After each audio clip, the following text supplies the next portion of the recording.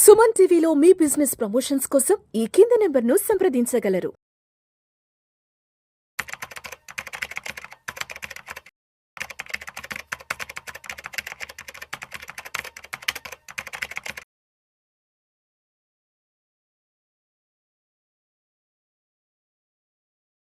నమస్తే గిరిబాబు గారు. నమస్తే అండి. సార్, ఇప్పుడు ఒక పెద్ద సమస్య మనకి మార్కెట్లో అయితే జరుగుతుంది. ఒక రకంగా చెప్పాలి అంటే is equal to illegal activity అని కూడా చెప్పాలి దాన్ని స్ట్రైట్ అవే. సో మనకి ప్రభుత్వం వైపు నుంచి ఒక సంస్థ ఉంది సెబీ అని చెప్పి. ఆ సెబీ అండర్లో ఇంకొక వ్యవస్థ రన్ అవుతుంది. అడ్వైజర్స్ అవ్వచ్చు, రీసెర్చ్ అనలిస్ట్లు అవ్వచ్చు, ఆర్ఐఎల్ అవ్వచ్చు, ఎంఎఫ్డీలు అవ్వచ్చు, సిఎఫ్ఎల్ అవ్వచ్చు. సో బేసిక్ ఇట్లా ఒక వ్యవస్థ నడుస్తుంది. సో ఇక్కడ చాలామంది వాళ్ళకు వచ్చేటువంటి వ్యూవర్షిప్ తోటి ఒక ₹1 పైసా కోసమో, లేకపోతే వాళ్ళు కండక్ట్ చేసేటువంటి ఒక ట్రైనింగ్ ప్రోగ్రామ్ తోటో, సో వాళ్ళకు ఒకవేళ మీకంటూ ఒక అడ్వైజర్స్ ఉంటారు, వాళ్ళ దగ్గరికి వెళ్తే వాళ్ళు మిమ్మల్ని ప్రాపర్గా గైడ్ చేస్తారని పొరపాటున చెప్తే వాళ్ళ వీడియోస్ చూడటం మానేస్తారన్న భయమో, లేకపోతే వాళ్ళ ట్రైనింగ్ కోర్సులకు అటెండ్ కారన్న భయమో, ఏదో కానీ వాళ్ళు ఒక గవర్నమెంట్ ఎస్టాబ్లిష్డ్ వ్యవస్థే తప్పు అనే విధంగా మాట్లాడుతున్నారు. వాళ్ళకి డబ్బులు ఖర్చు పెట్టడం దండగా. సో బేసిక్గా మనకి సెబీ ఆల్రెడీ ఒక విషయంలో చాలా క్లియర్గా భయపడుతోంది. లిటరల్గా నాకు తెలిసి ఒక 4 నెలల క్రితం సెబీ ఒక డేటాని ఇచ్చింది. 10 లక్షల మందికి ఒక అడ్వైజర్ కూడా సరిగ్గా లేడు అని. ఇది చాలా ప్రాబ్లమాటిక్ సిచ్యువేషన్. ఒక ఎల్ఐసికి 27 లక్షల మంది ఉంటే ఆర్ఐఎల్ ఏమో గట్టిగా 950 మంది లేరు, ఎంఎఫ్డీలు ఏమో గట్టిగా 2.5 లక్షల మంది కూడా లేరు. ఈ రోజు మార్కెట్ ఇట్లా కింద పడుతుంది, జాగ్రత్త పడండి అని చెప్పి మనం ఇప్పుడు ఏం చేస్తారు? ఇప్పుడు బేసిక్గా వాళ్ళ బాధ్యత తీసుకున్నారా? ఇప్పుడు ఎంతసేపటికి చెప్తున్నారు ఏమని కొంతమంది అయితే యూట్యూబ్ లో టెక్నికల్ గా ఇంకా లెవెల్ బ్రేక్ కాలేదు. అరే ఇన్వెస్టర్ కి టెక్నికల్ ఏంటి అసలు? ఇన్వెస్టర్ దేంతో పని చేస్తాడు? ఎకానమీ తోటి పని చేయాలి, ఎకనామిక్ మైండ్ సెట్ తోటి పని చేయాలి ఇన్వెస్టర్ అనేవాడు. సో ఇప్పుడు కొంతమంది అది చెప్తారు, కొంతమంది ఏం చెప్తారు, సపోర్ట్కి వస్తే కొనండి, రెసిస్టెన్స్ కంటే వెళ్ళండి. అసలు ఇన్వెస్టర్ దాంతో ఏం పని? యాక్చువల్లీ చేస్తున్నారు ఇక్కడ ఇన్వెస్టర్ అనేవాళ్ళు. నిజంగా దీనివల్ల నేను డైరెక్ట్ గా వెళ్ళి ఇన్వెస్ట్ చేస్తే నాకు ఎంత మిగులుతోంది అనేది కనుక నెంబర్తో చెక్ చేసుకుంటే ఎవ్వరు కూడా దీన్ని ఇది అప్రిషియేట్ చేయరు. ఎలాగంటే సపోజ్ ఇప్పుడు మీరు డైరెక్ట్ రెగ్యులర్కి వెళ్తే వాళ్ళు యూట్యూబ్లో చెప్పే వాళ్ళంతా ఈ సో కాల్డ్ ట్రైనర్స్ అందరూ కూడా మీరు 30 years పీరియడ్ తీసుకుంటారు. 30 years పీరియడ్ తీసుకుని రీసెంట్గా ఒక వీడియో కూడా చూసాం మనం. మీరు కనుక 30 years పీరియడ్లో ఈ ఫండ్లో ఇన్వెస్ట్ చేస్తూ పోతే 1% డిఫరెన్స్ వస్తే 30 years తర్వాత మీకు 4 నుంచి 5 కోట్ల డిఫరెన్స్ వస్తుంది అని చెప్తారు. ఎంత? ఒక 5,000 సిప్ తోటి తీసుకుంటే మాత్రం. అసలు రెగ్యులర్ ఎప్పుడు వచ్చింది, డైరెక్ట్ ఎప్పుడు వచ్చింది సార్ మార్కెట్లోకి? 2013 జనవరి. గట్టిగా ఎన్ని సంవత్సరాలు అవుతుంది సార్? 12 సంవత్సరాలు అవుతుంది. 12 సంవత్సరాలు. 30 సంవత్సరాలకి ఎట్లా వచ్చింది అంటే? ఎట్లా వస్తుంది అంటే ఇలా వెళ్తే ఇక్కడ నుంచి చెప్తున్నారు వాళ్ళు. ఇక్కడ నుంచి కనుక ఎజంప్షన్ అంతే, దట్స్ ఆల్. ఎజంప్షన్ తోటి మిస్లీడ్ చేస్తున్నారు. ఇంతవరకు వీళ్ళు కనుక 30 years ఉంటే మీకు వచ్చే డిఫరెన్స్ ఇంత అని చెప్తున్నారు. Yes, agreed. అయితే ఇప్పుడు ఇన్వెస్టర్స్ ఏమనుకుంటున్నారు అంటే ఆ డిఫరెన్స్ 4-5 కోట్లు అడ్వైజర్కి వెళ్ళిపోద్ది అనుకుంటున్నారు. ఓకే, నాకు కాల్ చేసే ఇన్వెస్టర్స్ 99% సార్ ఫండ్ లాస్ట్ కి అయితే మీకు ఎంత వస్తుంది అని అడుగుతున్నాను. అయ్యా బాబు, మాకు వచ్చేది ఏమి ఉండదు అందులో. అక్కడ ఎక్స్పెన్స్ రేషియో అనేది డైలీ అనేవి అడ్జస్ట్ అయిపోద్ది. అక్కడ సిస్టమ్ లో మీకు ఏదైతే చూపిస్తోందో value of the investment, market value, that's all your money. ₹1 కూడా ఎవ్వరికి వెళ్ళదు. సెబీ తీసుకోదు, అడ్వైజర్ తీసుకోడు, ఫండ్ హౌస్ తీసుకోదు. దిస్ ఆల్ అడ్జస్టెడ్ అనేవిలో ఉంటాయి. ఆ అడ్జస్టెడ్ అనేవిలో ఎక్స్పెన్స్ రేషియో ప్రకారంగా డైరెక్ట్ లోనేమో ఒక 0.7, 0.8 ఉంటే రెగ్యులర్ లో 1.2 ఉంటుంది. ఆ 50 పైసా పర్ యానం అంటే ₹1,00,000 ఇన్వెస్ట్ చేస్తే ఆ ₹1,00,000 ఎక్స్పెన్స్ రేషియోలో ఒక 0.5% అంటే 500, హయ్యర్ సైడ్ వేసుకుంటే 1%. అందరు చెప్పేది కూడా 1%. అంటే ఎంత? ₹1,00,000 ఇన్వెస్ట్ చేస్తే 1% అంటే ₹1,000 మాత్రం సంవత్సరానికి మీకు ఎన్ఏవి అడ్జస్ట్ అవుతుంది. ఈ ₹1,000 కనుక 30 సంవత్సరాల పాటు మార్కెట్లో పెట్టి పెరిగి 4-5 కోట్లు వస్తుంది అనుకుంటే మరి అడ్వైజర్ ద్వారా వెళ్ళి మంచి ఫండ్స్ చేంజ్ చేయకుండా, రిటర్న్స్ని చేంజ్ చేయకుండా చేసి టైమ్లీ దాన్ని రివ్యూ చేసుకుంటూ టైమ్లీ చేంజ్ చేసుకుంటూ వెళ్ళి మీకు ఇంకొక 2% ఎక్స్ట్రా అంటే 1 ఇంకొక % చేస్తే మీరు 4 కోట్లు పోవట్లేదు, 4 కోట్లు వస్తున్నాయి. సార్ ఇక్కడ ఇంకో పర్స్పెక్టివ్ చెప్తా మీకు. ₹1,000 అన్నారు కదా లక్షకి యావరేజ్ గా, పర్ యానం ₹1,00,000 చేస్తే ₹1,000 వస్తాయి అంటున్నారు సార్. సార్ ఇప్పుడు ఒకటే ప్రశ్న అడుగుతాను సార్. ఇప్పుడు సో కాల్డ్ అన్ని కబుర్లు చెప్తున్నారు చూసారు. ఇప్పుడు మన దగ్గరకు వచ్చే క్లయింట్ అంటారు, సార్ మీకు 1% కమిషన్ వెళ్తుంది కదా అని చెప్పేసి మాట్లాడతారు కదా. So client first of all okay వచ్చిందని అనుకుందాం. నేను అదే ప్రశ్న అడుగుతాను క్లయింట్ ని, సార్ నేను మీకు ₹1,000 ఇస్తా, మీరు సంవత్సరం పాటు నా కోసం పని చేస్తారా? అంతే. కానీ నేను చేస్తున్నాను కదా, I'm working for you for your ₹1,000. It is not about the ₹1,000 that you are giving to me. Exactly. So basic గా ఇక్కడ మన ఇద్దరం కలిసి అడుగు వేసుకుంటూ ఈ 15-20 సంవత్సరాల పాటు మీ లైఫ్ గోల్స్ ని, మీ పోర్ట్ఫోలియో మేనేజ్మెంట్ ని అచీవ్ చేసేందుకు మేము కష్టపడి పనిచేస్తున్నాం. మీకు అసలు యాక్చువల్గా 1 కోటి క్రియేట్ అవ్వాలంటే 15 సంవత్సరాల టైం పట్టొచ్చు. కానీ మేము ఈ రోజు మీరు ఇచ్చే ₹1,000 తీసుకొని ఎందుకు పనిచేస్తున్నాం? భవిష్యత్తులో మీరు బాగుంటారు, మీరు బాగుంటే మేము బాగుంటాము అని. నెంబర్ 2, ఎక్స్పెన్స్ రేషియోస్ అనేవి పోను తగ్గేవే కానీ పెరిగేవి కాదు. There is a SEBI rule, AUM పెరిగే కొద్దీ ఖచ్చితంగా ఎక్స్పెన్స్ రేషియో కట్ డౌన్ అవ్వాల్సిందే. సో కాల్డ్ మీకు నిజంగా ₹1,00,00,000 అయ్యే టైంకి ఎక్స్పెన్స్ రేషియో అంత ఉండదు. నేను ఇంకో పాయింట్ యాడ్ చేస్తా ఈ విషయంలో. ఇప్పుడు చాలా మంది ఏం చెప్తారంటే, సార్ మీరు ఎక్స్పెన్స్ రేషియో తక్కువ ఉండే పెట్టండి అంటారు. తక్కువ ఉండే పెడితే ఆటోమేటిక్ గా ఏం ఎక్కువ ఉన్నట్టే కదా అందులో. ఇప్పుడు నార్మల్ గా 100% ఇన్వెస్టర్స్ కి తెలియదు ఈ విషయం. ఇప్పుడు ఒక ఏయుఎం అనేది 500 crores ఉంటే ఒకలాగా ఉంటుంది, 1000 crores ఒకలాగా ఉంటుంది, 5000 crores ఒకలాగా ఉంటుంది, 10,000 crores ఒకలాగా ఉంటుంది. As the AUM increases TER will comes down. TER అంటే టోటల్ ఎక్స్పెన్స్ రేషియో. ఈ టోటల్ ఎక్స్పెన్స్ రేషియో ఒక 1000 కోట్లు ఉంటే maximum can be up to 2%. Maximum అది ఏయుఎం ఆటోమేటిక్ గా పెరిగిపోతుంది. పెరిగిపోయినప్పుడు ఆటోమేటిక్ గా 1.5, 1.3 రెగ్యులర్ ఫండ్స్ వస్తాయి, డైరెక్ట్ ఫండ్స్ 0.7, 0.8 వస్తాయి. ఆ గ్యాప్ కూడా తగ్గిపోతుంది. ఆ గ్యాప్ కూడా తగ్గిపోయిన కొద్దీ లాంగ్ రన్ లో మీకు ఆ 1% ఉండదు.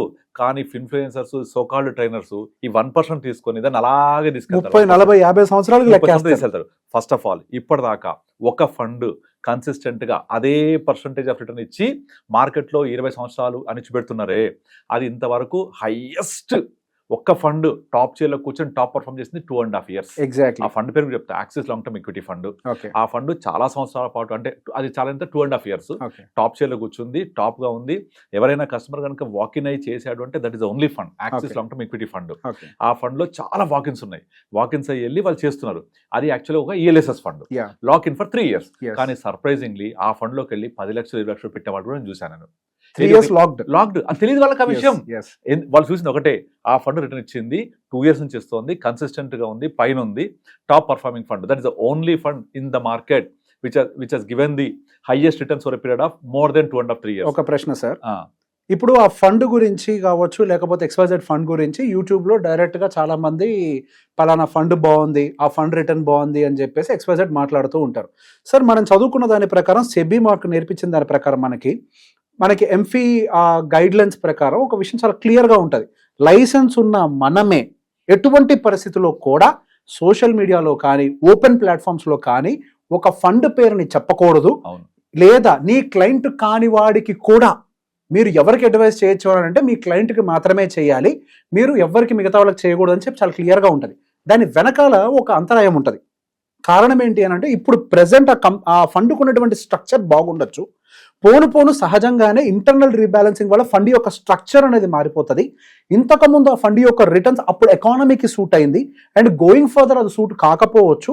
మీరు నోటికొచ్చింది ఒకసారి చెప్పి వదిలేస్తే దాన్ని ఒక అడ్వైస్ కింద తీసుకొని వాళ్ళు అందులో పెట్టుబడులు పెడితే ఆ జనాలు నష్టపోతారు అన్న ఒక సదుద్దేశంతో మనకి సెబీ గైడ్ లైన్ ఇచ్చింది. ఎటువంటి పరిస్థితుల్లో ఒక ఫండ్ ని రికమెండ్ చేయకూడదు until unless you are tracking the portfolio, అంటే మీ క్లయింట్ అయితే తప్పించి అది చేయకూడదు అని చెప్పి చాలా క్లియర్ గా గైడ్ లైన్స్ ఇచ్చింది. ఇప్పుడు చాలా మంది ఓపెన్ గా ఆ ఫండ్ పెట్టండి, ఈ ఫండ్ పెట్టండి అని చెప్తూ ఉన్నారు. సో బేసిక్ అది ఇల్లీగలా? Of course illegal, direct illegal. చెప్పకూడదని చెప్తుంది కదా సెబీ క్లియర్ గా. ఏది లైసెన్స్ ఉన్నవాడికే చెప్తుంది, మీరు చెప్పకూడదని చెప్తోంది. అండ్ ఇంకొకటి, ఇప్పుడు ఇంతకుముందు చెప్తున్నాను కదా, ఈ యాక్చువల్లీ ఈ ఫండ్ లో అది ELSS fund lock in 3 years అనే విషయం స్పృహ కూడా లేకుండా డైరెక్ట్ వెళ్ళిపోయి 10 లక్షలు 20 లక్షలు పెట్టిన వాళ్ళు బోల్డ్ ఉన్నారు. అండ్ ఇంకొక పాయింట్, మీరు కనుక యూట్యూబ్ ఓపెన్ చేసి ఏదైనా ఒక ఫండ్ పేరు, అంటే బాగా సోకాల్డ్ వినపడ్డ ఫండ్స్ మీరు టైప్ చేయండి, మీకు అన్ని videos 3 years ago 4 years ago videos వస్తాయి. మీరు ఆ ఫండ్ 3 years ago బాగా పాపులర్ ఫండ్, ఈ 2021 లో ఇన్వెస్ట్ చేయాల్సిన బెస్ట్ ఫండ్స్ అని చెప్పేస్తూ ఉంటారు. ఆ ఫండ్స్ అన్ని వాళ్ళు చూడండి ఎక్కడ ఉన్నాయో, కింద నుంచి ఫస్ట్ ఉన్నాయి మొత్తం అవి. అంటే 5 years తర్వాత ఆ ఫండ్స్ లో పర్ఫార్మ్ చేయట్లేదండి, పెట్టద్దని ఒక్క వీడియో ఉందా? ఒక్క వీడియో కూడా ఉండదు. అంటే వాళ్ళు ఉన్నప్పుడేమో చెప్తుంటారు. ఇప్పుడు సోకాల్ ట్రైనర్స్ అందరూ కూడా నాకు తెలుసు 1-2 ఫండ్స్ పట్టుకుంటారు. వాళ్ళు పట్టుకొని ఆ 2 పేర్లు వద్దు దాన్ని చెప్పుకుంటూ వెళ్తారు. మీకు ఏం అవసరం లేదండి, ఒకసారి గూగుల్లో కొట్టండి మీకు వచ్చేస్తుంది, పెట్టేసేయండి, డైరెక్ట్ వెళ్ళిపోండి, దీనికి ఎవరు అవసరం లేదని చెప్తూ ఉంటారు. See those 2 funds right now, small cap funds. అవి జనాలకి యాక్చువల్ గా బ్లైండ్ గా చేస్తున్నారు సార్. మనకి ఒక వ్యవస్థ ఉండేది భారతదేశంలో, జనాలు అజ్ఞానంలో ఉన్నంత వరకు కొంతమంది రాజ్యాన్ని ఆళ్తారు కదా సార్. సో బేసిక్ అది మన దాంట్లో ఉంది. సో ఇప్పుడు వీళ్ళు నాలెడ్జ్ ను పంచుతున్నామని ఒక పేరుతోటి జనాల కళ్ళకి గంతలు కట్టి అజ్ఞానంలోకి తోస్తున్నారు. ఐ విల్ ఎక్స్ప్లెయిన్ హౌ, దీన్ని జస్టిఫై చేసి తీరుతాను. సో బేసిక్ గా ఏం చెప్తున్నారు, ఎందుకు మీరు లాస్ట్ 5 year రిటర్న్ చూడండి, 5 star రేటింగ్ చూడండి అని చెప్తున్నారు. అసలు ఎక్కడ థియరాటికల్ గా అది కరెక్ట్ అని ప్రూవ్ అయింది. అది అసలు ఫెయిల్యూర్ అని చెప్పేసి అవుట్ రేట్ గా ఆథరైజ్డ్ బాడీ సోకాల్డ్ సెబీఏ అవుట్ రేట్ గా చెప్తోంది.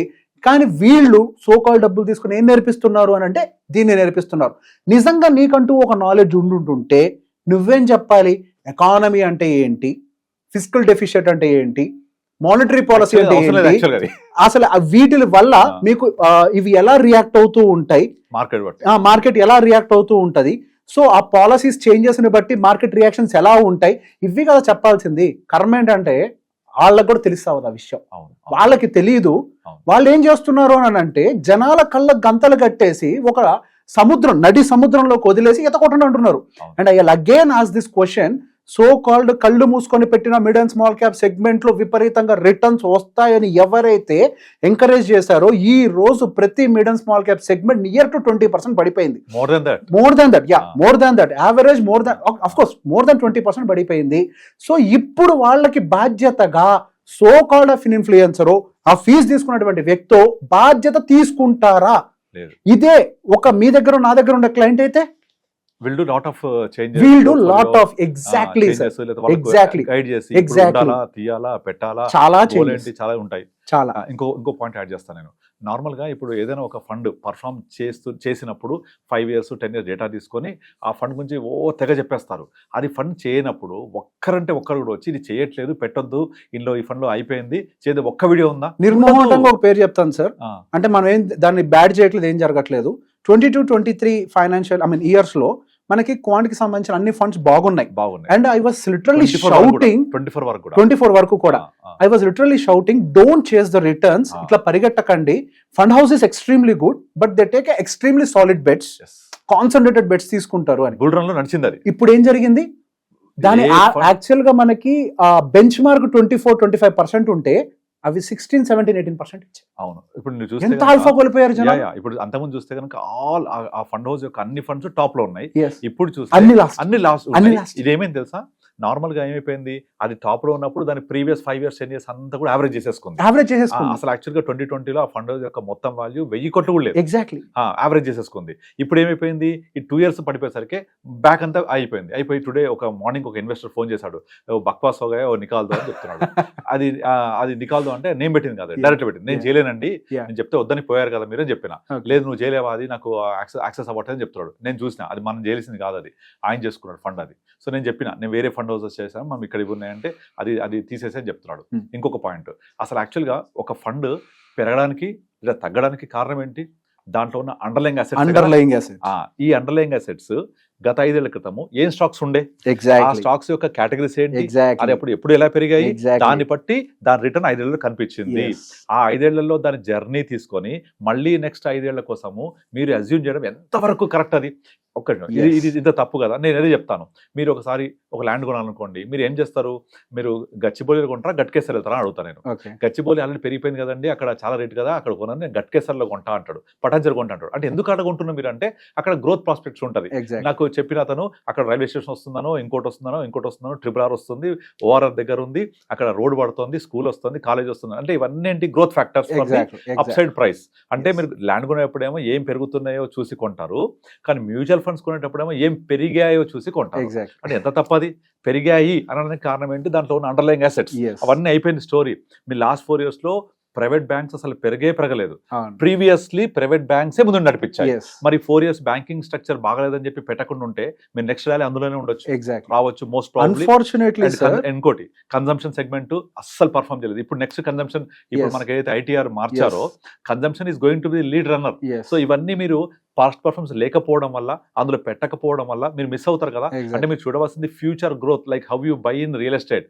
కానీ పాస్ట్ పర్ఫార్మెన్స్ చూస్తే మీరు ఎంత మిస్ అవుతారంటే నెక్స్ట్ క్వశ్చన్ తెలుసా, మనం ఏం చూడాలి మేము? అరే పాస్ట్ పర్ఫార్మెన్స్ చూడకూడదు, మీరు అదే చూస్తారంటే మనం ఏం చూడాలి మేము అంటే దానికి సామెత చెప్తాను. ఇప్పుడు నా దగ్గర డబ్బులు పోయాయి, నేను పార్క్లో పోగొట్టుకున్న డబ్బులు, కానీ లైట్ లేదు వెతకాలంటే అక్కడ. నాకు ఇంట్లో లైట్ ఉంది, వచ్చి ఇంట్లో వెతుకుతున్నా. డబ్బులు పోగొట్టుకుంది పార్క్లో, లైట్ లేదు కదా, లైట్ నుంచి కూడా వెతుకుతా అంటున్నాడు. ఎందుకంటే నాకు ఇక్కడే వెతకగలను కదా అని. దొరుకుతాయా? పార్క్ పోగొట్టుకుంటే దొరకవు కదా, కానీ పోగొట్టుకుని చోట లైట్ వేసుకుని వెతుక్కో, అది దొరుకుతాయి. లైట్ అక్కడ లేదు కదా, ఉన్న చోట వెతుకుతా అంటే డబ్బులు దొరకవు. ఇది కూడా అంతే. నేను ఏం చూడగలను? పాస్ట్ పర్ఫార్మెన్సే కదా అని పాస్ట్ పర్ఫార్మెన్స్ చూస్తే అది 5 ఏళ్ల క్రితం ఫండ్ మేయర్ ఎవరు, ఇవాళ ఉన్నాడా? సేమ్ ఫండ్ మేయర్, తెలియదు. ఆ స్టాక్స్ ఏమున్నాయి, ఇవాళ ఏమున్నాయి తెలుసా? తెలియదు. ఎందుకంటే పోర్ట్ఫోలియోలో మారిపోతాయి కదా. కనుక అది పెరగడానికి కారణం ఏంటి? ఆ కారణం అన్వేషించావా? అండ్ దాంట్లో ఉన్న వాల్యూమ్ ఏంటి, అప్పుడున్న కేటగిరీస్ ఏంటి, అప్పుడు మార్కెట్ లెవెల్స్ ఏంటి, ఇప్పుడు మార్కెట్ లెవెల్స్ ఏంటి, ఇవన్నీ చూసుకోవాలి. చూసి ఫ్యూచర్ కింద అసెస్ చేయాలి. అది వదిలేసి పాస్ట్ పర్ఫార్మెన్స్ పట్టుకుని వెళ్ళాడుతూ ఉంటారు. 99% అదే చూస్తారు, 100% అదే చూస్తారు. ఎందుకంటే అదొక్కటే చూడగలం కాబట్టి, అది చూసి నువ్వు అసెస్ చేస్తే ఏమైతుంది, మళ్ళీ అది 3 years తర్వాత ఇప్పుడు ఒక్క వీడియో కూడా పాస్ట్ పర్ఫార్మెన్స్ బేస్ చేసుకోకుండా చెప్పి చూపించండి, ఏముండవు. మరి నేను ఏం చూడాలి, యావరేజ్ ఇచ్చింది కదంటే యావరేజ్ అనేది పెద్ద బూత్. ఇక్కడ ఏం జరుగుతుంది అంటే సార్, ఇప్పుడు ఎంతసేపటికి మోటివేషనల్ వీడియో చెప్తే జనాలు బాగా ఇంట్రెస్ట్ చూపిస్తారు. That could be because of the chemistry changes in our body, we don't know. So basic ఇంత రిటర్న్ వస్తుంది, అంత రిటర్న్ వస్తుంది, అది అలా చేసింది ఇలా చేసింది అని చెప్తే people will get motivated to watch more and వాళ్ళని ఒక దేవుళ్లాగా భావిస్తారు. ఎగ్జాక్ట్లీ. ఎప్పుడైతే మనం దాని వెనకాల ఉన్నటువంటి ఒక నిజాన్ని, ఇది ఇలా వర్కౌట్ కాదు, రియాలిటీ ఈజ్ డిఫరెంట్, స్ట్రక్చరల్ గా ఇలా జరగదు అని ఒక నిజాన్ని ఎప్పుడైతే చెప్పే ప్రయత్నం చేస్తామో అప్పుడు మనం యాక్చువల్ గా వీడి భయపెడుతున్నాడు జనాలు అని చెప్తారు. కానీ యాక్చువల్ గా నాలెడ్జ్ ఉన్నవాడు ఎప్పుడైనా వాస్తవాలు చెప్తాడు. చరిత్రను ఎవరు చెప్తాడు సార్? ఎవరైనా కానీ, ఒక ఇన్వెస్టర్ కానీ, ఒక అడ్వైజర్ కానీ చూసేదంటే భవిష్యత్తుని, చరిత్ర ఏం జరిగింది అని అంటే ఎవరికి తెలియదు. అండ్ మోర్ ఎవర్ మీరు ఇప్పుడు ఇందాక మాట్లాడే ఒక ఏరియాలో ఆల్రెడీ పెరిగిందంటే మళ్ళీ పెరుగుతుంటే గ్యారంటీ లేదు. In the same way last 3-4 years already rotation ఇచ్చినటువంటి మంచి సెక్టర్ అగైన్ నెక్స్ట్ ఇస్తుందని గ్యారంటీ లేదు. And more over market is always cyclical. 20 సంవత్సరాలు తీసుకుంటే 4-5 years నుంచి ఒక సైకిల్ కంటిన్యూ అవ్వదు. ఆ సైకిల్ ని పట్టుకొని మళ్ళీ ఎలా ఎక్స్పెక్ట్ చేస్తారు? ఇంకొకటి యావరేజ్ రిటర్న్ తీసుకుంటారు. ఈ యావరేజ్ కూడా పెద్ద బూత్. ఎట్లా అంటే ఒక నదిలో ఇక్కడ నుంచి అక్కడికి వెళ్ళేటప్పుడు ఇక్కడ 4 అడుగులు ఉంటుంది, మధ్యలో 15 అడుగులు ఉంటుంది, తర్వాత 20 ఉంటుంది, తర్వాత 3 అడుగులు ఉంటుంది. Average is 5 feet. అంటే నేను 5 feet యావరేజ్ ఉన్న నదిలో నేను దాటేస్తా, నేను 6 feet ఉన్నా అనుకుంటే అంతకంటే మూర్ఖత్వం ఏముంటుంది చెప్పండి? మధ్యలో 20 feet కూడా ఉంటుంది, బట్ యావరేజ్ ఇస్ 5 feet. కనుక ఈ యావరేజ్ అనేది మీరు నార్మల్గా 10 years అవేస్ తీసుకుంటే that doesn't mean that it is giving same similar average every year on year.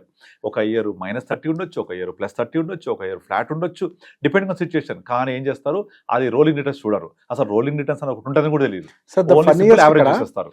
Fact sheet అని ఒకటి ఉంటది అన్న విషయం కూడా ఏ ఒక్కళ్ళు కూడా ఇన్వెస్టర్ కి ఎక్స్ప్లెయిన్ చేసే ప్రయత్నం చేయలేదు. అసలు ఫ్యాక్ట్ షీట్ అంటే ఏంటి, ఫ్యాక్ట్ షీట్ ని ఏ పర్పస్ తోటి రిలీజ్ చేస్తారు, ఆ ఫ్యాక్ట్ షీట్ ని ఎలా చదవాలి, అసలు ఆ ఫ్యాక్ట్ షీట్ ని ఎందుకు చదవాలి, అసలు యాక్చువల్ గా ఒక ఫండ్ యొక్క ఫ్యూచర్ ని ఎస్టిమేట్ చేయాల్సింది ఒక ఫ్యాక్ట్ షీట్ ద్వారా. ప్రతి ఒక్క ఏఎంసీకి ఒక నియమం ఉంటుంది. ఖచ్చితంగా ప్రతి ఒక్క ఇన్వెస్టర్ కి నెల కంప్లీట్ అయిపోయిన తర్వాత ఫ్యాక్ట్ షీట్ అనేది డిజిటల్లీ ఆర్ ఏదో ఒక రూపంలో వాళ్ళకి అందుబాటులోకి వెళ్ళాలి అని చెప్పి. సో బేసిక్ గా ఫ్యాక్ట్ షీటే దాని యొక్క నాడి అని ఒక విషయాన్ని వీళ్ళందరూ ఎందుకు ఎక్స్ప్లెయిన్ చేయలేకపోయారు? ముందు వాళ్ళకి అసలు ఫ్యాక్ట్ షీట్ చదవడం రాదు కాబట్టి. అవును, ఎగ్జాక్ట్లీ. అసలు అవంతా పక్కన పెట్టేసి ఓన్లీ పాస్ట్ పర్ఫార్మెన్స్ తీసుకొని ఈ ఫండ్ ఇంత పెరిగింది పెట్టేసేయండి అని ఇన్ఫ్లుయెన్స్ చేసేస్తూ ఉంటారు. ఎందుకంటే they want to encourage their trading practices. ₹1 viewership కోసం, జనాలు చూస్తే వచ్చే ₹1 కోసం, ఆ కింద పెట్టే లింక్ కోసం, ఆ లింక్ నుంచి వచ్చే డబ్బుల కోసం. నేను అవుట్రైట్ గా చెప్తున్నాను, నువ్వు పెట్టే ఒక వ్యూవర్షిప్ తోటో లింక్ తోటో you or me are not making money sir. We are really managing wealth and we are working day and night and we are traveling years together and for that we are charging money. Just ఏదో YouTube లో ఒక video పెట్టి 1,00,000 మంది చూస్తే నాకు ₹1,00,000 వస్తాయన్న పరిస్థితిలో మనం లేము. We're regulated and I'm very proud of our self. మన గురించి నేను ఎప్పుడు ప్రౌడ్ గా ఉంటాను. We're regulated by the government. ప్రతి ఒక్క దానికి మనం ఆడిటబుల్, సమాధానం చెప్పాలి మనం. సో బేసిక్ గా మనకుండే బాధ్యత ఇంకా ఎవ్వరికీ ఉండదు. మనం బాధ్యతగానే బిహేవ్ చేసి తీరాలి. And moreover, the role of an advisor is not to control the market. Yes. The role of advisor is to control the emotions of the client. ఒకటి గుర్తుపెట్టుకోండి, మీకు డబ్బులు వచ్చాయి మార్కెట్లో ఇన్వెస్ట్ చేయడం ద్వారా అంటే that is how you are behaving with the investment pattern. మీరు మార్కెట్ పడుతున్నప్పుడు తీస్తే లాస్ అవుతారు, notional loss become actual loss. ఇప్పుడు మార్కెట్ పడుతున్నప్పుడు పెడితే ఫ్యూచర్లో పెరిగితే డబ్బులు వస్తాయి. ఇలా చేయడానికి మనం చేసే ఒక ఎమోషనల్ బిహేవియర్ కంట్రోల్ చేసే ఒక రోల్ ఆఫ్ అడ్వైజర్. అందుకే సెబీ ఏం చెప్తోంది, 90% అడ్వైజర్స్ అందరూ లూజ్ అవుతున్నారు అంటే ఇదే రీజన్, వాళ్ళకి ఎమోషనల్ కంట్రోల్ లేకనే.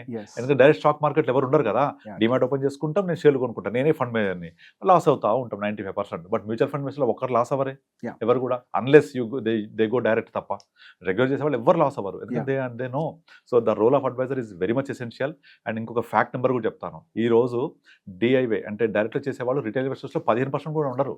ఆ ఉన్న 15% కోసము తెగ కొడుతూ ఉంటారు. అండ్ వాళ్ళందరికీ క్లారిటీ ఇస్తున్నాను. వాళ్ళు మీకు లాస్ట్లో ఎంత వస్తుందో అడుగుతుంటారు. లాస్ట్లో రాదు, ఫస్ట్లో రాదు. ఏ రూపాయి కూడా మనకు ఎక్స్పెన్స్ రేషియోలో నుంచే ఒక 30 పైసా 40 పైసా పే చేస్తారు తప్ప వాళ్ళు అనుకున్నట్టుగా కోట్లు రావు. మీరు ఆ 1% ఎక్స్పెన్స్ రేషియోనే మీకు 4-5 కోట్లు డిఫరెన్స్ ఇస్తే మనం క్రియేట్ చేసే ఆల్ఫా వల్ల ఇంకొక పర్సెంట్ ఎక్స్ట్రా వస్తే you can make 4-5 crores extra. Exactly that's the అది పాయింట్. వచ్చేది చూడకుండా పోయేది మాట్లాడుతూ ఉంటారు. Yes. మీకెంత వస్తుంది, మీకెంత ఎక్స్పెన్సివ్, ఇవన్నీ మాట్లాడతారు. So it's general psychology. First మనము వచ్చేది ఆలోచించండి, మీ గోల్ రీచ్ అవ్వడానికి ఆలోచించండి. నాకు రాపోయినా పర్లేదు, నువ్వైతే తినొద్దు. దట్స్ ఆల్, అంతే. బట్ ఈ Yes, వీడియో వల్ల yes. చాలా మంది కన్ను తెరుస్తారని నేను ఎక్స్పెక్ట్ Yes, చేస్తాను. sir. Thank you Revanth. Thank you thank so you much. For Thank giving the good information about the markets Thank and you. About the regulator and direct versus. Yes. Thank you so Thank much. you.